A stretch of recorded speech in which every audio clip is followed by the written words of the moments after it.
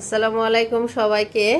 অফারে সবজি নিয়ে আসছে 3 দিন আগে কেএমএ অফার, আজকে নিয়ে 3 দিন, আজকে লাস্ট অফার, মানে লাস্ট দিন গেছে। তারপরে এখন রাতের বেলা গিয়ে তো স্টক আউট পাবে, এটাই স্বাভাবিক, কারণ যেহেতু অফার দিছে সবজিতে সব কিছু অলরেডি সেল হয়ে গেছে।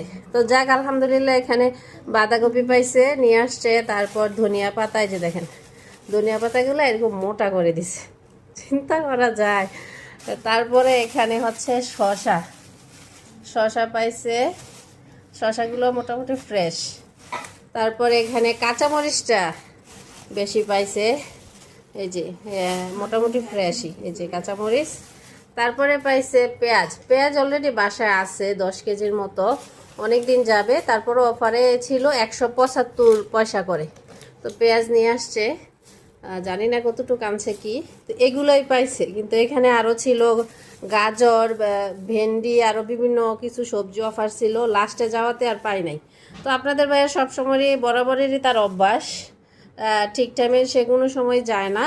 আর তারপরও 3 দিন বলার পরে আজকে গেছে লাস্ট টাইমে, এন্ড টাইমে গিয়ে এটাগুলা যে পাইছে এটাই তো বেশি। তো যাক আলহামদুলিল্লাহ, আল্লাহ যা রিজিকে রাখছে, আলহামদুলিল্লাহ।